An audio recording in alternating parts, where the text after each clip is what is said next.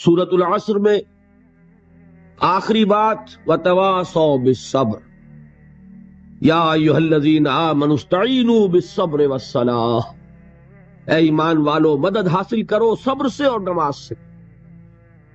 ان اللہ مع الصابرین، اللہ تعالی صبر کرنے والوں کے ساتھ ہے. اور پھر آگے چل کر وبشر الصابرین الذین اذا اصابتهم مصیبۃ قالوا انا للہ وانا الیہ راجعون.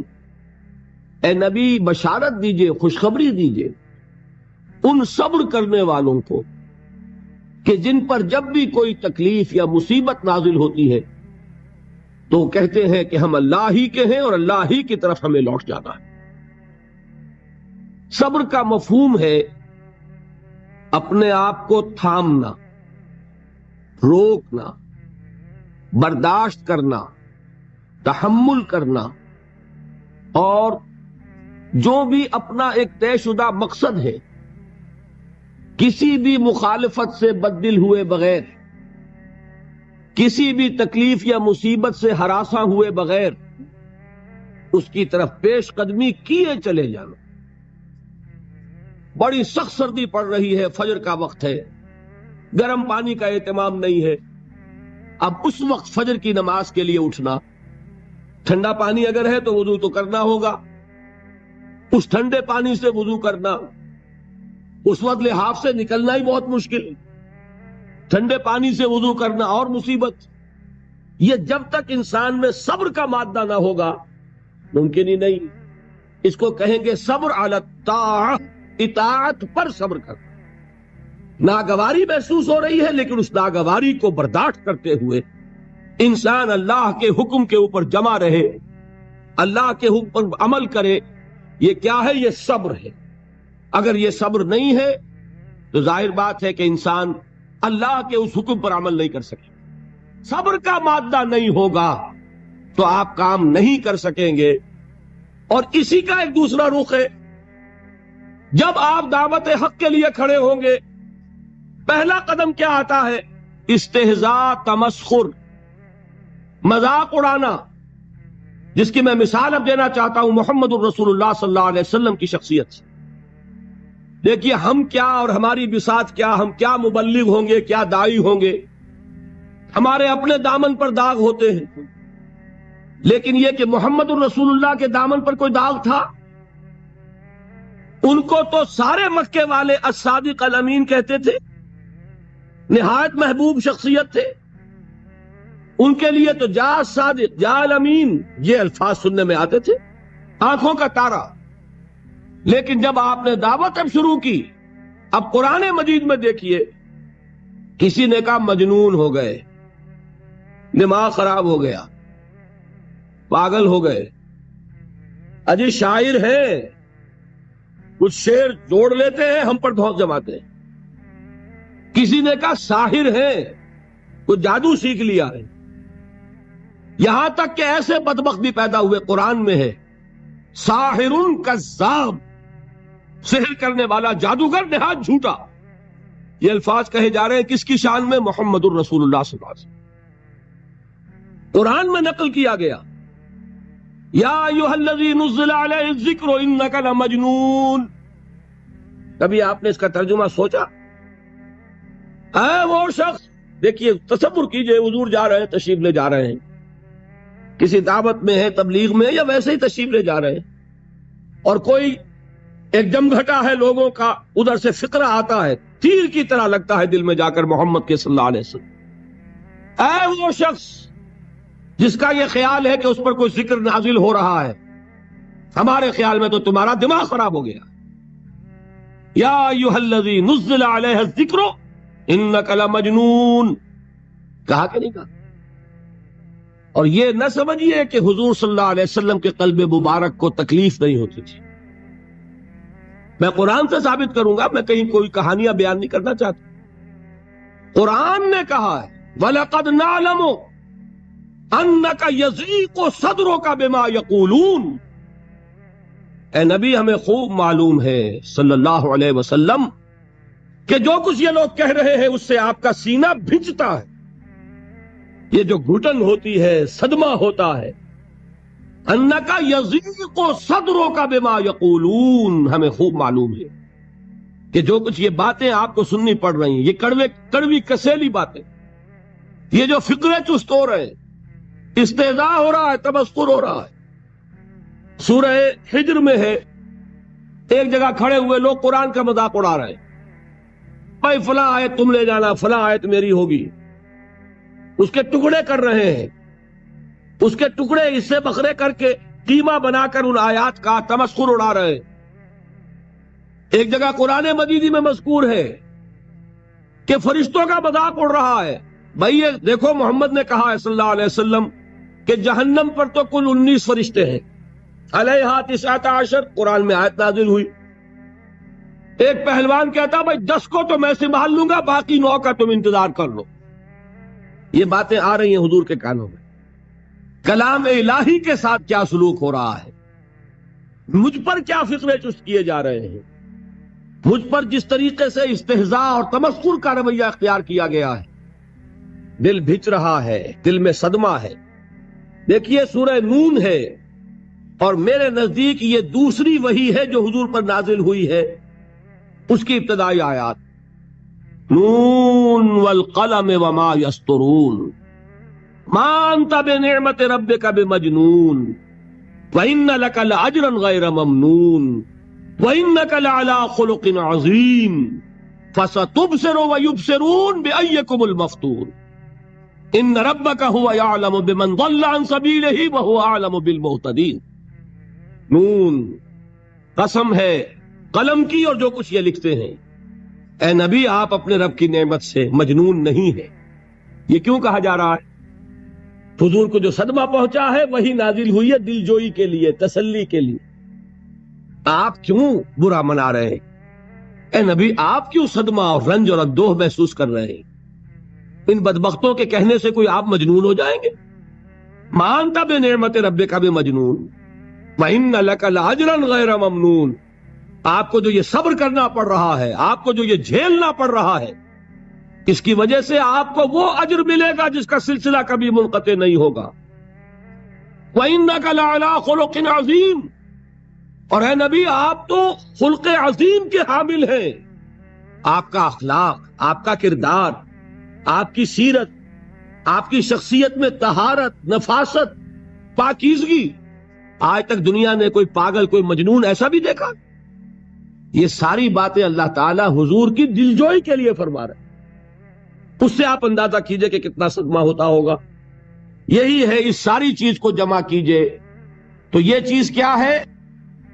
وَاصْبِرْ عَلَىٰ مَا يَقُولُونَ وَاهْجُرْهُمْ هَجْرًا جَمِيلًا، صبر کرو اے نبی، صبر کرو اے محمد صلی اللہ علیہ وسلم، جھیلو اور برداشت کرو اس پر جو یہ کہہ رہے ہیں۔ یریدون لیطفئوا نور اللہ بافواہہم، یہ چاہتے ہیں کہ اللہ کے نور کو اپنے منہ سے بجھا دے، پھونکے مار کے ہی بس۔ نور خدا ہے کفر کی حرکت پہ خندہ زن، پھونکوں سے یہ چراغ بجھایا نہ جائے گا۔ یریدون لیطفئوا نور اللہ بافواہہم واللہ متم نورہ ولو کرہ الکافرون، یہ چاہتے ہیں کہ اپنے منہ کی پھونکوں سے اللہ کے نور کو بجھا دیں، حالانکہ اللہ تعالیٰ تو اپنے نور کا اتمام فرما کر رہے گا، خواہ ان کافروں کو کتنا ہی ناگوار ہو۔ اس کی ترجمانی ہے نور خدا ہے کفر کی حرکت پہ خندہ زن، پھونکوں سے یہ چراغ بجھایا نہ جائے گا۔ یہی وجہ ہے، دیکھیے مکی صورتوں میں خود نبی اکرم صلی اللہ علیہ وسلم کو اتنے مختلف پیرایوں میں صبر کا حکم دیا گیا۔ کچھ مثالیں میں دے چکا ہوں، وَلِرَبِّكَ فَاصْبِرْ، اسی طریقے سے وَاصْبِرْ كَمَا صَبَرَ أُولُو الْعَزْمِ مِنَ الرُّسُلِ،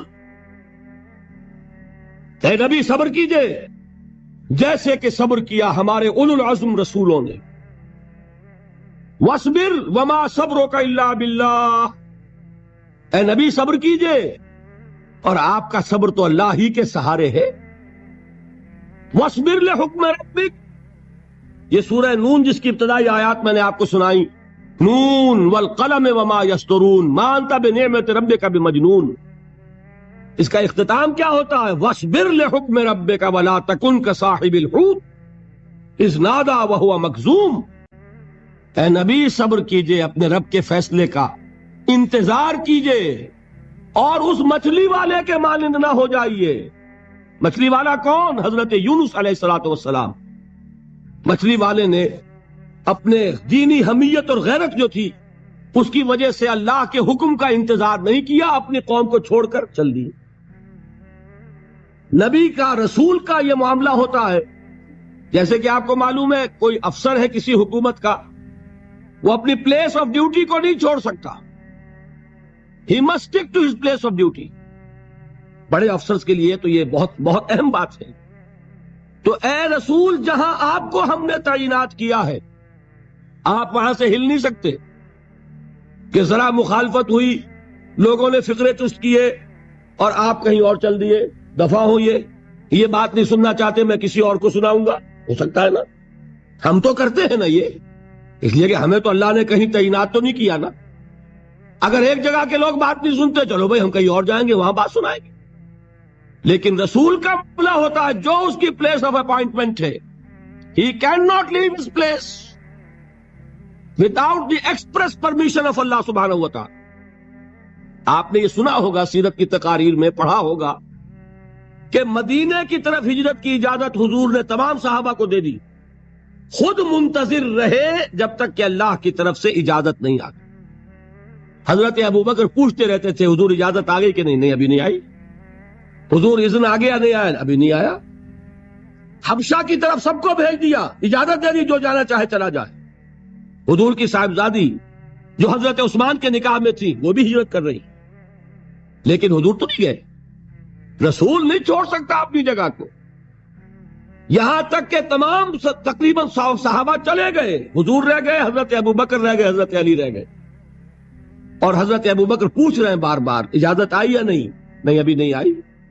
حضرت عائشہ نے واقعہ بیان کیا کہ ایک روز اچانک دوپہر کے وقت ہم نے دیکھا کہ حضور نے اپنے پورے جسم کو ڈھانپا ہوا ہے، چہرے کو بھی کپڑے میں ڈھانکا ہوا ہے اور تشریف لا رہے ہیں۔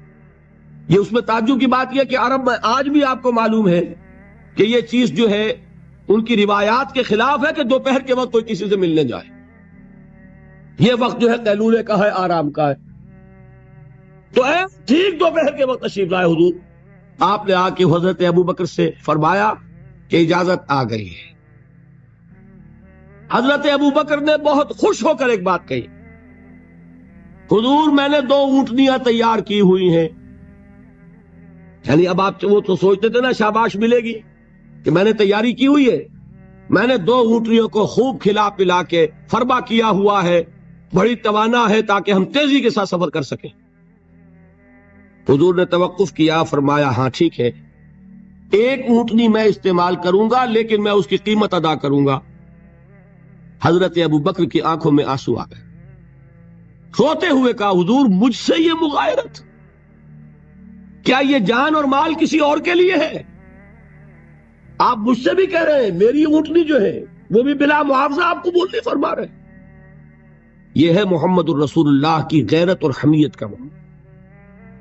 اب دیکھیے ایک بات عجیب ہے، یہ ربط اپنے ذہن میں رکھیے، اللہ تو صبر کی تلقین کر رہا ہے اپنے رسول کو، اور رسول یہی تلقین کر رہے ہیں اپنے صحابہ کو، صبر کرو، جھیلو، برداشت کرو، ہاتھ مت اٹھانا، کوئی جوابی کارروائی نہیں ہوگی، بلکہ اپنے اوپر جھیلو جو کچھ جھیلنا ہے، ڈٹے رہو، پیچھے مت ہٹنا، یہ صبر ہے، لیکن ہاتھ اٹھانے کی اجازت نہیں۔ چنانچہ اب ذرا چشم تصور سے دیکھیے، ابو جہل اس نے جو بدترین روش اختیار کی، وہ ایک خاندان تھا حضرت یاسر، ان کی اہلیہ حضرت سمیہ، اور ان کے فرزند حضرت عمار رضی اللہ تعالی عنہم۔ یہ غلام نہیں تھے، حضرت سمیہ تو کنیز تھیں لیکن یاسر غلام نہیں تھے۔ ان کی کہانی یہ ہے، واقعہ یہ ہے کہ یہ بہت نیک آدمی تھے یاسر، یمن کے باشندے۔ انہیں کو خواب میں بشارت ہوئی کہ نبی کا ظہور ہونے والا ہے مکے میں، جاؤ شاید ان کے قدموں تک پہنچ جاؤ۔ یہ یمن سے ترک وطن کر کے مکے آ گئے، ابو جہل کا ایک چچا تھا بہت شریف النفس انسان، اس کے ساتھ معاہدہ کیا حلیف بن کر، اور وہ مکے میں رہنے لگے۔ اس لیے کہ یہ نوٹ کر لیجئے، مکہ اس وقت ایک قبیلے کا شہر تھا، صرف قریش۔ یا قرشی رہ سکتا تھا وہاں، یا قرشی کا حلیف، کہ اگر تو کسی قرشی نے آپ کو امان دی ہوئی ہے تو آپ رہ سکتے ہیں مکے میں، ورنہ نہیں۔ یا تیسرے قرشی کا غلام، غلام تو ملکیت ہی ہے اس کی، جیسے بھیڑ بکری ہے کسی قرشی کی، اسی طرح اس کے غلام ہے۔ یہ تین کیٹیگریز تھی انسانوں کی مکے میں۔ اسی کو نوٹ کیجئے کہ جو بیچارے غلام تھے وہ سب سے زیادہ ستائے گئے، اس لیے کہ غلاموں کے تو حقوق ہی کوئی نہیں تھے۔ بلال غلام تھے، ابو فقی غلام تھے، زنیرہ ایک کنیز تھی، ان کو جو ماریں پڑی ہیں اس کا آپ کو معلوم ہے۔ حضرت بلال کے ساتھ جو کچھ امیہ ابن خلف نے کیا، کہ جس طریقے سے کہ حیوانوں کی لاشیں جو ہے کھینچ کر گھسیٹ کر لے جائی جاتی ہیں، ان کی گردن میں رسی ڈال کر گھسیٹتے، اسی طریقے سے حضرت بلال کے گردن میں رسی ڈال کر پھر دوپہر کے وقت مکے کی سنگلاخ گلیوں کے اندر گھسیٹا جاتا، نیچے زمین جل رہی ہے توے کی طرح، اور ویسا بھی ہوتا تھا کہ چت لٹا دیا، اوپر سے وہ آگ مکے کا، کہ سورج جو ہے ذرا نوٹ کیجئے، آگ برسا رہا، نیچے زمین توے کی طرح جل رہی ہے، اور ایک بھاری سل بھی لا کر جو ہے سر پر رکھ دی، چھاتی پر رکھ دی گئی ہے کہ آواز نہیں نکل رہی، جھاگ نکل رہے منہ سے، لیکن اس حال میں بھی احد احد احد، ایک ایک اللہ، قل هو اللہ احد، الفاظ نکل رہے۔ یہ ہے وہ صبر، صبر علی الابتلاء، صبر علی الایذاء، یہ ابتلاء اور ایذاء پر صبر ہے۔ جھیلو، برداشت کرو، اس توحید پر قائم رہو، محمد کی رسالت کے اقرار کرتے رہو صلی اللہ علیہ وسلم، لیکن ہاتھ نہیں اٹھانا۔ اب میں آپ کو بتا رہا تھا یہ تو غلام تھے، یہ جو تھے یاسر، یہ حلیف تھے، غلام تو نہیں تھے نا۔ البتہ وہ ابو جہل کے چچا کی کنیز تھی یہ سمیہ، انہوں نے اجازت لے کر ان سے نکاح کر لیا، یہ تو کنیز رہیں گی۔ بیٹا جو ہوا وہ بھی ایک طرح سے، جب کنیز زیادہ ہے تو غلام ہو گیا، عمار ابن یاسر۔ وہ جو شخص تھا بہت شریف النفس ابو جہل کا چچا، وہ مر گیا۔ اب ابو جہل جو ہے اس خاندان کا سربراہ ہے، لہذا یہ تینوں جو افراد ہیں وہ اس کے رحم و کرم پر ہیں۔ یاسر کو بھی پروٹیکشن اگر ہے تو ابو جہل کی ہے، ابو جہل جو چاہے کرے، اور سمیہ تو کنیز ہے ہی، اس کا تو کوئی حق ہے ہی نہیں، جو چاہے کرے، اور عمار ان دونوں کا بیٹا ہے، لہذا بدترین معاملہ کیا ابو جہل نے ان تین افراد کے ساتھ۔ حضرت سمیہ کے ساتھ جو کچھ کیا گیا ہے آپ اس کا تصور نہیں کر سکتے۔ بالآخر جو شہید کیا ہے حضرت سمیہ کو، ایذائیں دے دے کے، سسکا سسکا کے، ان کے جسم کے نازک حصوں کو جلا کے، داغ دے کر، کہتا کیا تھا؟ ایک دفعہ کہہ دو کہ میرا جو یہ بت ہے یہ بھی الہ ہے، مان لو میں چھوڑ دوں گا۔ تنگ آ گیا، کسی طریقے سے ایک دفعہ کہہ دو پھر میں چھوڑ دوں گا۔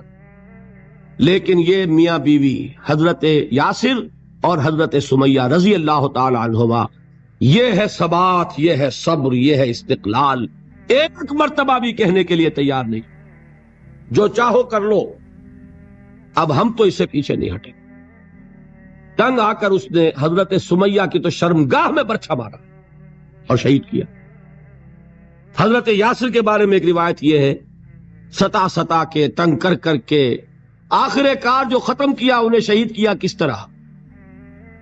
4 سانڈ اونٹ جوان، ان سے رسے باندھے، ایک رسے سے ایک بازو باندھا، دوسرے سے دوسرا بازو باندھا، تیسرے سے ایک ٹانگ باندھی، چوتھے سے دوسری ٹانگ باندھی، اور چاروں کو دوڑایا ہے کہ جسم کے پرخچے اٹھے۔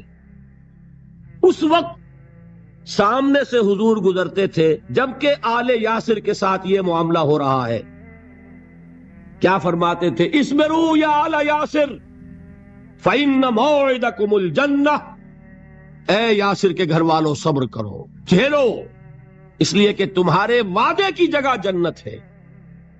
اللہ تعالیٰ ادھر آنکھ بند ہوگی ادھر جنت میں تمہارا داخلہ ہو جائے گا۔ یہ ہے تواصوا بالصبر، والعصر ان الانسان لفی خسر. یہ تواصو بالصبر پر کون عمل کر رہا ہے؟ محمد الرسول اللہ صلی اللہ علیہ وسلم. دے تو بھی محمد کی صداقت کی گواہی. یہ صداقت کی گواہی دیتے ہوئے انہوں نے اپنی جانیں دے دی. 4 سے لے کر 12 تک 8 برس اس کو کہتے ہیں پرسیکیوشن، فزیکل پرسیکیوشن، تشدد، مار پیٹ، جلانا، دہتے ہوئے انگاروں پر لٹانا، پھاکے رکھنا، بھوکے رکھنا. ان کو ڈال دی گئی زنجیریں، گھروں میں بند کر دیا گیا نوجوانوں کو. حضرت عثمان کو چچا نے ان کے ایک چٹائی کے اندر لپیٹا اور دھونی دے دی. دم گھٹ رہا ہے، جان نکل رہی. حضرت مصعب بن عمیر رضی اللہ تعالی عنہ، وہ نوجوان 200 درہم کا جوڑا ان کا سل کر آتا تھا شام سے تیار ہو کر، لباس معطر ہوتا تھا، جدھر سے نکل گیا پوری گلی جو ہے وہ معطر ہو گئی، انگلیاں اٹھ رہی ہیں، وہ جا رہا ہے مصعب، یہ خوشبو اس کی ہے. اس مصعب کے ساتھ کیا سلوک کیا؟ باپ تو مر چکا تھا، ماں نے پالا تھا، دولت بہت چھوڑ کر گیا تھا باپ، لہذا ماں نے بڑے ناز و نام میں پالا، بڑے لاڈ پیار میں. 200 درہم کا جوڑا تیار ہو رہا. لیکن یہ کہ آپ کو معلوم ہے عرب کے اس معاشرے میں عورت کی کوئی حیثیت نہیں تھی، ماں کا اختیار نہیں تھا. چچا تھا آپ سربراہ خاندان کا. چچا نے کہا مصعب اگر تم نے اپنے باپ کا دین چھوڑ دیا ہے تو باپ کی دولت پر بھی تمہارا کوئی حق نہیں ہے، نکل جاؤ گھر سے. اس نے یہ سوچا تھا کہ مصعب کے ہوش ٹھکانے آ جائیں گے، دن میں تارے نظر آ جائیں گے، ناز و نام میں پلا ہوا گھر سے نکل کے جائے گا کہاں؟ یہ سارا نشہ جو ہے توحید کا یہ حیران ہو جائے گا. حضرت مصعب کا جواب بالکل برعکس تھا. اچھا ٹھیک ہے چچا جان، میں گھر چھوڑتا ہوں. وہی بات جو کبھی کہی تھی ابراہیم نے. باپ نے کیا کہا تھا؟ واجرنی ملیہ، جاؤ چلے جاؤ، دفع ہو جاؤ میری نگاہوں سے. حضرت ابراہیم نے کیا جواب دیا تھا؟ سلام علیک ساستغفر لک ربی انہ کان بی حفیہ. اچھا ابا جان آپ کا حکم یہی ہے تو میں چلتا ہوں، آپ پر سلامتی ہو، میرا رب مجھ پر بڑا مہربان ہے، میں اس سے آپ کے لیے استغفار کر دوں گا. چل دیے. یہی جو ہے حضرت ابراہیمی کی نسل ہے نا قریش. آج ابراہیم کے ایک بیٹے کے ساتھ وہی معاملہ ہو رہا ہے مصعب کے ساتھ، اور مصعب چلنے کے لیے تیار ہو گئے. چچا نے سوچا میں سمجھتا تھا کہ ہوش ٹھکانے آ جائیں گے، یہ تو تیار ہو گیا نکلنے کے لیے. غصے میں آ کے اگلی بات کہی، یہ کپڑے جو پہنے ہوئے تم نے یہ بھی اسی مشرک باپ کی کمائی کے ہیں، اتارو ان کو. وہیں کپڑے اتارے، مادر زاد برہنہ گھر سے نکالے گئے. ماں کے پاس پہنچے، ماں نے آنکھوں پر ہاتھ رکھے. مصعب کیا ہوا؟ ماں سے کہتے ہیں کہ ماں میں موحد ہو گیا. اور وہاں سے گئے، پھر حضور کی خدمت میں کپڑے کہیں سے مانگے ہوں گے. یہ مصعب ہیں 200 درہم کا جوڑا پہننے والے. جب حضور پر مدینے کے 12 افراد ایمان لائے تھے، بیعت عقبہ اولا ہوئی، انہوں نے کہا کہ حضور ہمیں کوئی شخص اپنا ایسا شاگرد دیجئے جو ہمیں قرآن پڑھا سکے. حضور نے حکم دیا مصعب جاؤ، اب مدینے جاؤ، یثرب جاؤ، یثرب والوں کو قرآن پڑھاؤ، انہیں تبلیغ کرو. مصعب گئے ہیں وہاں، 1 سال کی کمائی 75 افراد لا کر حضور کے جھولی میں اگلے سال ڈال دیے کہ حضور یہ میری 1 سال کی کمائی ہے. 72 مرد 3 عورتیں. بہرحال وہ مصعب بن عمیر ہیں جو غزوہ احد میں شہید ہوئے، اور جب شہید ہوئے تو ان کے جسم پر صرف ایک چادر تھی. یہی چیزیں ہیں اصل میں کہ جو ہمارے دلوں کو منور کرنے والی ہیں نور ایمان سے. وہ علم بردار تھے غزوہ احد میں، جھنڈا مسلمانوں کا ان کے پاس تھا.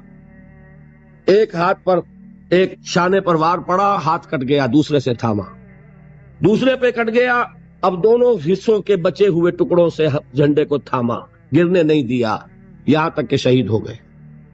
گرے ہیں تو جھنڈا گرا ہے. شکل میں حضور سے بہت مشابہ تھے. خبر اڑ گئی کہ محمد شہید ہو گئے سردار. یہ مصعب بن عمیر کا واقعہ ہے. جب ان کو اب دفن کرنے کا وقت آیا، اور شہید کے لیے کفن جو ہے اس کا وہی لباس ہوتا ہے جو شہادت کے وقت ہو، حضور کے سامنے ایک پرابلم پیش کیا گیا. حضور مصعب کے جسم پر تو ایک چادر تھی، اور وہ چادر بھی اتنی چھوٹی ہے، یعنی 2 گز کی چادر بھی نہیں ہے.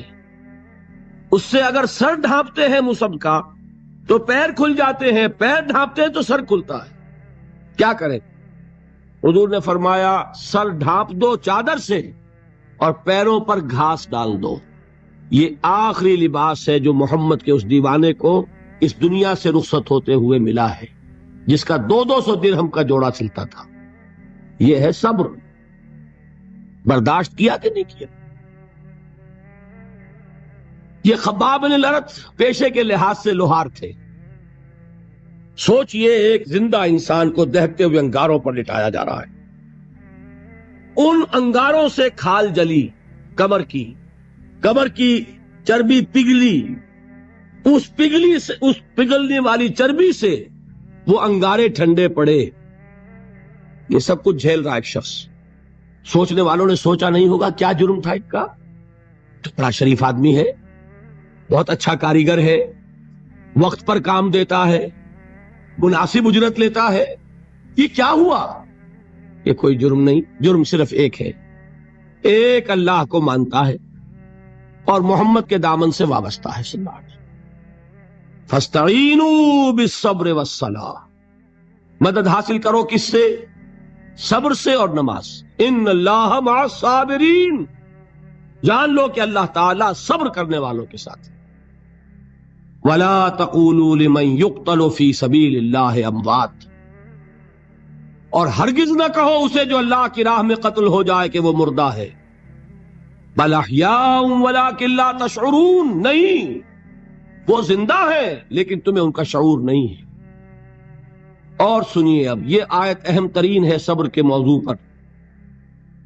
وَلَنَبْلُوَنَّكُمْ بِشَيْءٍ مِّنَ الْخَوْفِ وَالْجُوعِ وَنَقْصٍ مِّنَ الْأَمْوَالِ وَالْأَنفُسِ وَالثَّمَرَاتِ وَبَشِّرِ الصَّابِرِينَ. اور دیکھو ہم تمہیں آزمائیں گے.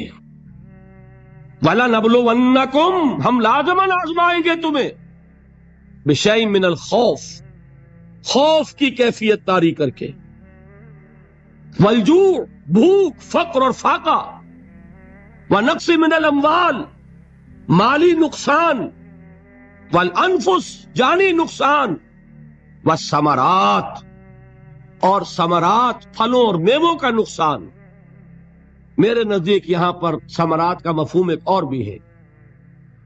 ایک تو صاف تھا کھجور کی فصل تیار ہے، غزوہ تبوک جانے کا حکم مل گیا، کون اتارے گا؟ اور کھجور وقت پر اتری نہیں، برباد ہو جائے گی. یہ ہو رہا ہے نا میووں کا نقصان. اور میرے نزدیک یہاں یہ بھی ہے، بسا اوقات بہت سی محنتوں کا نتیجہ انسان دیکھتا ہے کہ ضائع چلا گیا. میں نے 10 سال محنت کی، حاصل کوئی نہیں نکلا. یہ ثمرات کیا ہیں؟ محنتیں، محنتوں کے ثمرات کا ضیاع. کوشش آپ نے کی، قسمت کی خوبی دیکھیے، ٹوٹی کہاں کمن، 2-4 ہاتھ جب کے لبے بام رہ گئے. Be prepared. ایک شاعر کے یہ اشعار ہیں، یہ فصل امیدوں کی ہمدم اس بار بھی غارت جائے گی. سب محنت صبحوں شاموں کی اب کے بھی اکارت جائے گی. میرے نزدیک یہ ثمرات کا جو لفظ یہاں آیا ہے، وَنَقْصٍ مِّنَ الْأَمْوَالِ وَالْأَنفُسِ وَالثَّمَرَاتِ، سب محنت صبحوں شاموں کی اب کے بھی اکارت جائے گی.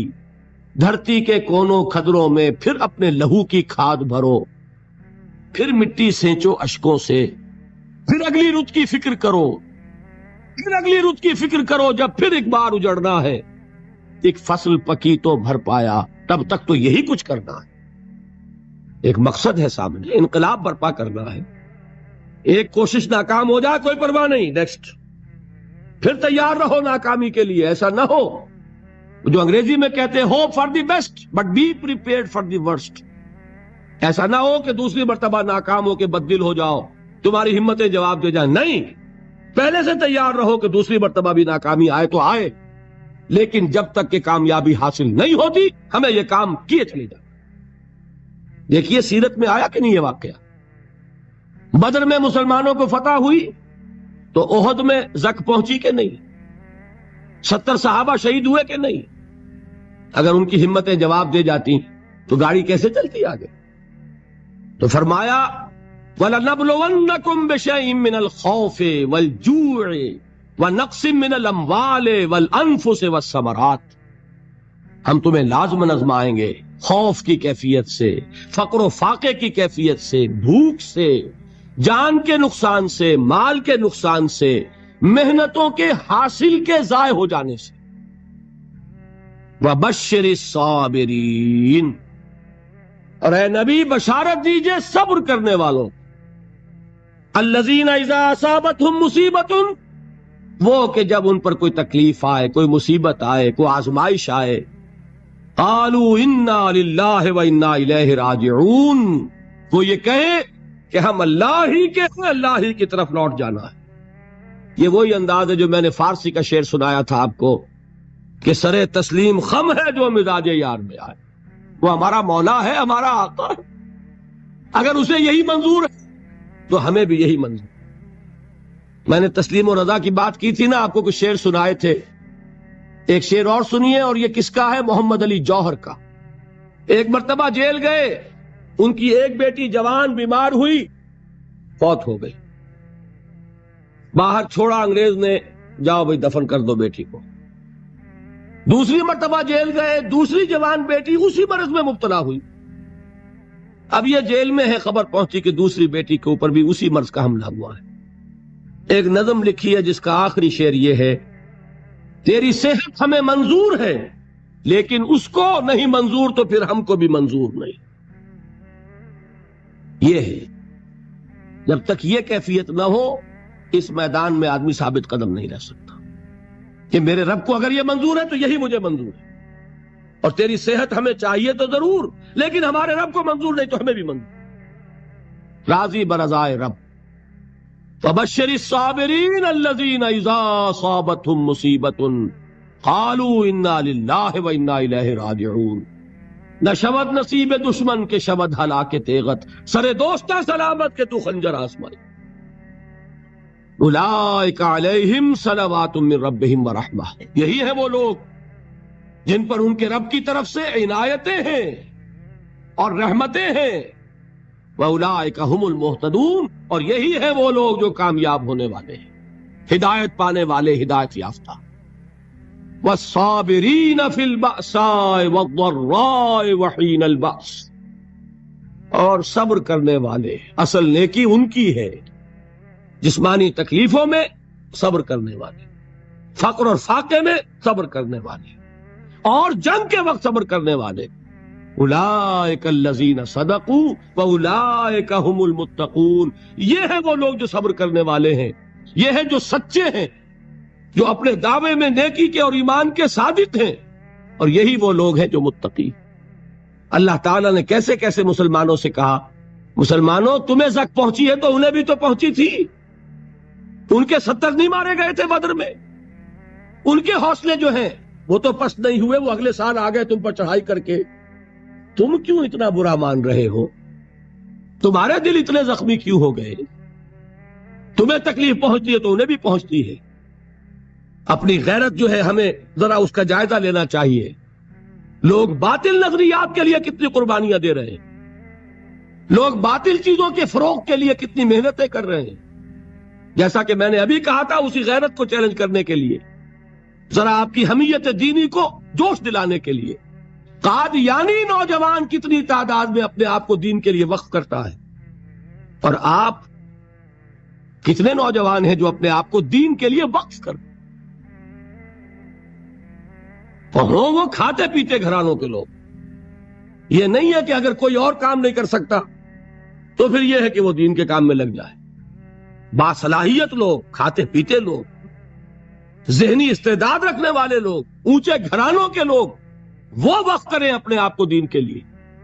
اس کے بغیر کیسے باہر آ جائے گی، کیسے رونق آ جائے گی؟ تو دنیا میں باطل نظریات والے جو ہیں، یہ بات کہی گئی ہے، مسلمانوں تم اگر توحید کے لیے لڑ رہے ہو، دیکھتے نہیں ابو جہل کو، اس نے گردن کٹوائی ہے شرک کے لیے، شرک کے لیے گردن کٹوائے، اور تم توحید کے لیے گردن کٹوانے کو تیار نہ ہو۔ اس نے گردن کٹوائی کہ نہیں کٹوائی؟ اور کس طرح کٹوائی ہے؟ کیونکہ بڑا متکبر قسم کا، فرعون قسم کا شخص تھا، جب گردن کاٹنے لگے تو کہتا ہے ذرا نیچے سے کاٹنا، تاکہ جب تم نیزے کے اوپر چڑھاؤ میرے سر کو تو اونچا نظر آئے، معلوم ہو سردار کا سر۔ وہ بدبخت مرتے ہوئے بھی جو اس کی کیفیت تھی نا، اس کو ذہن میں رکھیے۔ تو یہ لوگوں نے قربانیاں دی، جانیں دی. تو فرمایا اگر تم ان سے زیادہ قربانی نہیں دو گے، یہ جو نوٹ کر لیجئے اس کو، مجرد اگر حق کو غالب کرنا اللہ کے ذمے ہو تو آنے واحد میں غالب کر دے گا، تمہیں تکلیف ہی دینے کی ضرورت نہیں. سمجھ رہے؟ کیا اللہ کے مقابلے میں کوئی باطل کی طاقت ٹھہر سکتی ہے؟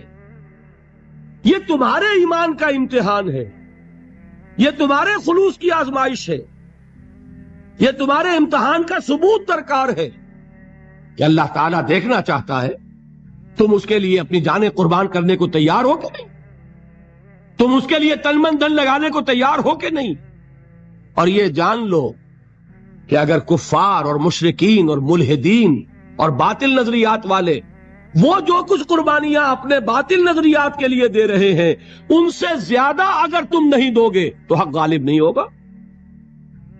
انہوں نے جو صبر کیا ہے اپنے باطل نظریات پر، اگر تم اس سے زیادہ صبر کا ثبوت نہیں دو گے اپنے اس حق پر تو حق غالب نہیں ہوگا. اس لیے فرمایا یا ایھا الذین آمنوا اصبروا وصابروا، نہ صرف یہ کہ صبر کرو بلکہ صبر میں اپنے دشمنوں سے آگے نکلو، ان کے صبر سے بڑھ کر صبر کرو. ورابطوا، مرابطہ کہتے ہیں چوکس رہنا، ہوشیار، پہرا دو، ایسا نہ ہو کہ دشمن جو ہے غفلت میں تمہارے اوپر کوئی حملہ جو ہے کر بیٹھے. واتقوا اللہ، اور اللہ کا تقوی اختیار کرو، لعلکم تفلحون.